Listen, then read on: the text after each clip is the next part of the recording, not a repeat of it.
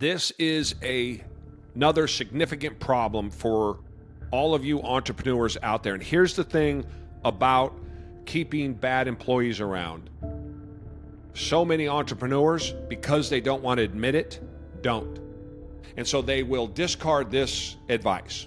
This advice comes from 25 years in a peer-to-peer group with thousands of employees around all of the people involved in that peer-to-peer group. And of those thousands of employees, easily 100+ times someone critical needed to be removed from whatever the business was. The business owner fights back in the group about why they need to keep them.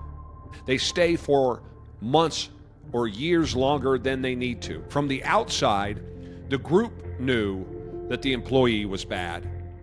The business owner who had the relationship with the employee, who the employee was there in the early days, who felt some sort of kinship or was a family member or was related to a family, felt responsible for the person, ultimately had to acquiesce because problem employees don't typically get better, they get worse. In particular, when it is an emotional decision. So the real cost is, and I have seen this, as I said, countless dozens of times, blind to the owner, blind to the entrepreneur, that they have somebody in their midst that not only isn't doing the job for them and costing them money, but is costing them money through running other people off, through keeping operations from becoming more efficient, from keeping the administrative side and the office side and the accounting side from operating how it should. There's always somebody that needs to go. Usually it's multiple somebodies. Obviously, the higher up you go, $1, $2, $5, $10 million in revenue. But there is always somebody who was there at the beginning, who's been with me for a long time, who's some sort of sad case. There's always some story about why they need to stay. The real cost to keep that wrong person is, it's a huge number. But you are not alone, entrepreneurs, and we all fight this. The one thing that I know after 30 years, $450 million in revenue, a dozen businesses of my own, I've helped hundreds of businesses, I've been a part of a peer-to-peer group like the Kronos group that we're putting together for 25 years, so we're talking thousands, tens of thousands of employees at this point. The one thing I can tell you is all entrepreneurs, all businesses have employees that need to go, and the owners or the people who operate the company on behalf of the owner or the managers of that person directly who are working for the person who works directly for the owner is reluctant to do it for insert the reason here. The reason is guilt. The reason might be fear. The fear is a big one. I can't live without him. The only employee that a business owner can't live without is the business owner. So if you are an entrepreneur running your own business, the only employee that you can't have go to work every day is you. Everyone else is expendable. I promise you that is 1,000% true. And I have experienced this again over 25 years. So we say, yeah, some of it's guilt. They've been with us forever. You got to get past that. Some of that is fear. A big part of it is fear. You got to get past that. What you're not seeing is the mindset that keeps you stuck with these underperformers is costing you money. You might be banging the drum for another department because you're not making enough money because you are blind to this person and the impact that they are having on your business, as I talked about earlier in this video. This is real. This is repeatable. This is almost expected in every business that I have ever been a part of, that I have ever helped, that I have ever counseled with, and certainly in my group across dozens of businesses over the course of 25 years. So the biggest impact, though, many times, even more so than money, is the impact on the group, is the impact on your other employees. Your other employees know this person has to go. They know it. Your other employees are not going to work at the level that they want to work at, that they should be working at, because of animosity towards this other person, because of your lack of making a decision to get rid of this other person. You can fool yourself all you want. You can't rule, or you can't fool the other people. You can't fool the employees that work with them during the day. They know what reality is. So you're going to have a problem no matter what. This is where leadership comes in. This is where I say being an entrepreneur is a lonely business, and it is also one that needs to be done unemotionally. You work with emotion, but the decisions that you make for your business need to be unemotional. We are combative by nature entrepreneurs. We are competitive by nature entrepreneurs. But I also think if you come from nothing like I did, there is a long streak of sympathy flowing through you that you extend to people who simply don't deserve it. I'm talking about 2 and 3 times that I have given employees chances, fired them, they stole from me, and I brought them back because I don't know why. Because it seems like the right thing to do.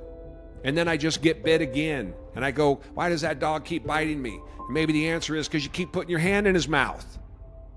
This is a problem that I have had and that so many other entrepreneurs have. And I promise you that if you are a company doing 7 figures, you probably have somebody just like that.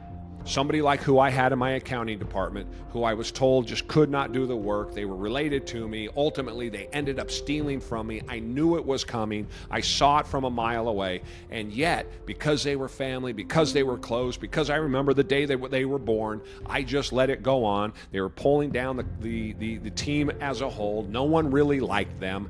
But in my head, it'll work out. In my head, what I believed is what everyone else will believe because I say it. When in reality, I can't get into anybody else's head and I can't claw the thoughts out of their brain that are the reality that they're watching on the ground every single day while I'm sitting in my office far removed from this person. This is a real problem. You say, but they're loyal. They come to work every day. They've been with me since the beginning, like I said. I can't afford to lose them right now, you say, right? There's a big difference between being a good leader and being nice. And many times being a good leader has very little to do with being nice. Other times, being nice is very important. Being respectful, appreciating your employees, that's huge. But you got to know when to cut them. And the majority of business owners have somebody in their midst that needs to go. How do you evaluate that? Talk to your employees. Talk to the people that work with them. Talk to their managers. And I don't mean go in and go, what do you think about X, Y, and Z? I mean, tell me about X, Y, and Z and be honest. I want to know the truth. You're not going to hurt my feelings. I get the sense something's wrong. You tell me.